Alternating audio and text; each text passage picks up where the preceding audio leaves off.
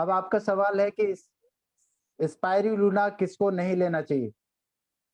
मैं आप सभी को बता दूं कि स्पीकिंग ट्री के प्लेटफॉर्म पे और आपके व्हाट्सएप ग्रुप पे भी मैंने अभी कुछ ही दिन पहले 2-3 दिन पहले आपको एक आर्टिकल भेजा था।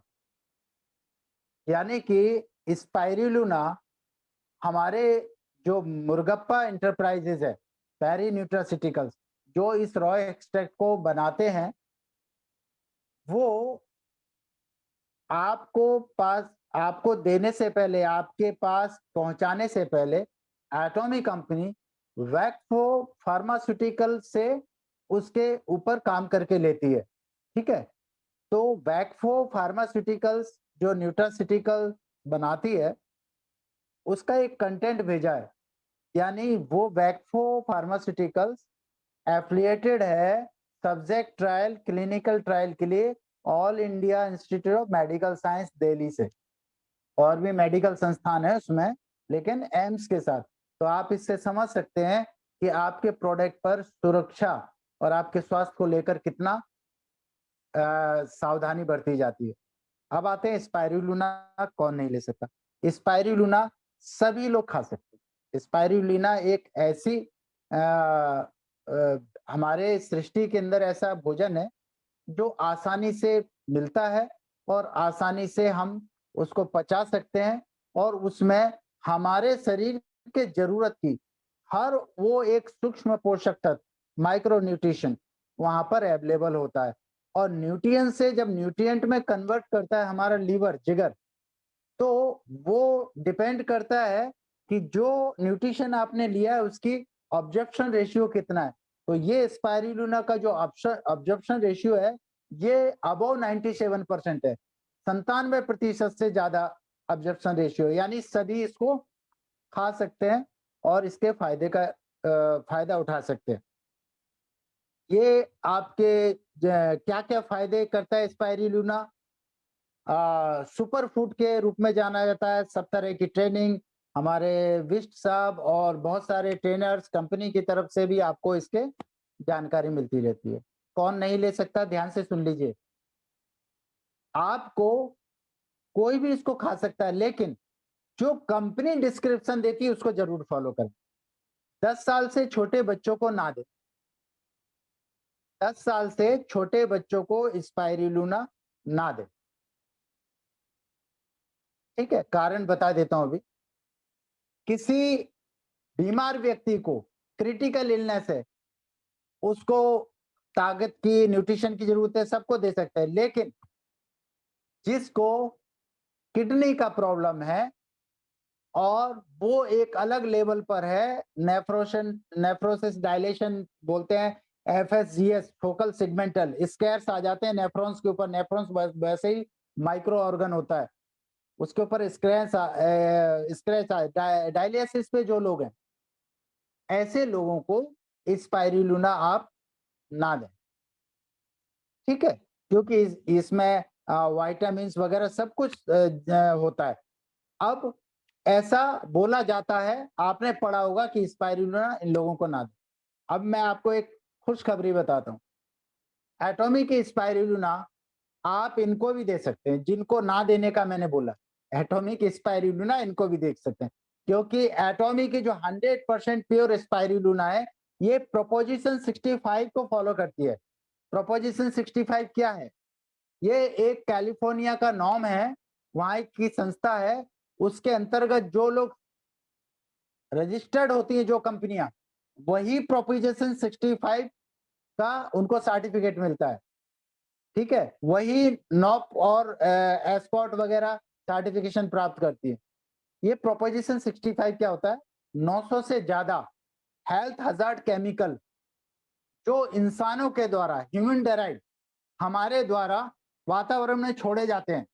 जैसे कि नहाने के द्वारा साबुन जाता है, आप गाड़ी ठीक करा रहे हैं, उसका यूज्ड इंजन ऑयल जमीन पर फेंका जा रहा है, फैक्ट्रियों से जो भी निकल रहा है।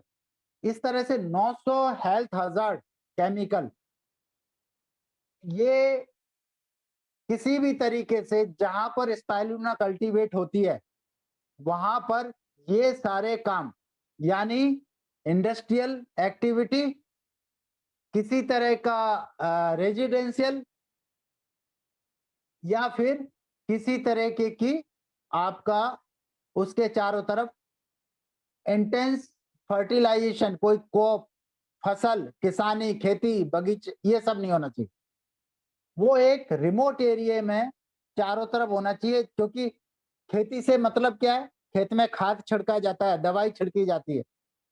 तो एक रॉ जो फॉरेस्ट एरिया होता है, प्योर अल्कालाइन एरिया, वहां पर तो चेटीनाड तमिलनाडु में ये यहाँ पर पैदा किया जाता है। ठीक है, वो पूरा रिमोट एरिया है, पूरी सुरक्षा के साथ। अब फिर भी आपको एक सुबह और एक शाम से ज्यादा नहीं लेना चाहिए। सिर्फ और सिर्फ मैं जो यहाँ पर बताने जा रहा हूं वो जरूर फॉलो करना। किसको नहीं लेना चाहिए, मैं रिस्ट्रिक्टेड, यानी 10 साल से छोटे बच्चों को भी आप दे सकते हो, उनको भी कोई रिस्क नहीं है। रिस्ट्रिक्ट क्या है, जिसको किसी का सर्जिकल प्रोसेस स्टार्ट होने वाला है, कोई क्रिटिकल इलनेस में ट्रीटमेंट में है, आईसीयू में है, किसी तरह का उसका किडनी का पूरी तरह से स्टॉक हो चुकी है, डैमेज हो चुकी है, ठीक है, किडनी काम नहीं करती, ऐसे व्यक्ति को ना दें, क्योंकि ऐसे व्यक्ति को दवाइयां भी चलती हैं और साथ में उनके अंग जो है उतनी मात्रा में उनका मेटाबोलाइज या सिंथेसाइज करने का वो ताकत होता ही नहीं शरीर के पास, अंगों के पास, तो वो हजम नहीं होगा, वो नुकसान कर सकता है। नुकसान कैसे करेगा ये भी बता देता हूं। जब आप किसी इलाज के दौरान हैं, एक तो आपके अंग अगर जैसे किडनी या डायलिसिस पे है और दूसरे आप किसी सर्जिकल प्रोसेस में, तो आपको जो दवाइयां दी जाती हैं, सब सब सब्सेंट मेडिसिन या कुछ ऐसी मेडिसिन दी जाती है जो किसी आप की बीमारी को ठीक करने के लिए, क्योर करने के लिए दी जा रही। अगर आप स्पाइरुलिना लेते हैं या ज्यादा मात्रा में लेते हैं या फिर वो आपको डाइजेस्ट नहीं हो रही, तो वो आपकी इम्यूनिटी को इरिटेट कर सकती है।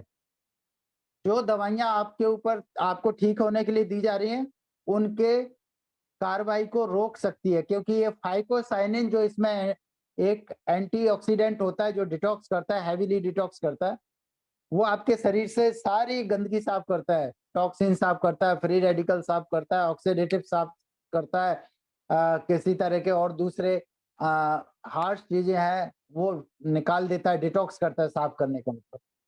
तो वो आपके ऊपर दवाइयों के असर को भी कम कर देता है। इसलिए आप किसी पर्टिकुलर क्रिटिकल इलनेस में है और जहां पर आपका ट्रीटमेंट चल रहा है, तो स्पाइरुलिना ना लें। अगर लेते हैं तो आप अपने डॉक्टर की और फिजिशियन की सलाह लेकर ही लें, और यही सलाह एटॉमी के हर प्रोडक्ट पर भी लिखी रहती है, तो मैं भी वही बोल रहा हूँ। ठीक है, बाकी स्पाइरुलिना आपके लिए सेफ है, 100% सेफ है, कोई भी खा सकता है, लेकिन जो रिकमेंडेड डोज से ज्यादा ना खाएं, एक सवेरे एक शाम, भोजन के साथ इसको लें। भोजन के साथ इसलिए क्योंकि ये फूड सप्लीमेंट है, रॉ एक्सट्रैक्ट है, spirulina is an raw extract. तो ये आप भोजन के साथ खाओगे। भोजन के साथ का मतलब क्या होता है, आप जो भोजन है आधा खा लिया, आधा बचा हुआ है, उसके बीच में आपने कैप्सूल लिया और पानी पी लिया, तो वो जल्दी से प्रोसेस होगा एक नेचुरल वे में, और आपके जो गैस्ट्रोइंटेस्टिनल ट्रैक्ट है उसको डिस्टर्ब नहीं करेगा। यानी कि डिस्टर्ब मतलब आपके खाने जो पाचन शक्ति है उसमें कोई नुक्स नहीं लाएगा। जैसे आप रेडीमेड चीजें खाते हो ना, जंक फूड को मना क्यों किया जाता है, इसलिए किया जाता है कि जब आप रेडीमेड फूड खाते हो तो वो एक तरह से रेडीमेड कैलोरीज होती हैं जो कि आपके मेटाबॉलिज्म को ब्लॉक करती हैं। तो thank you so much ma'am.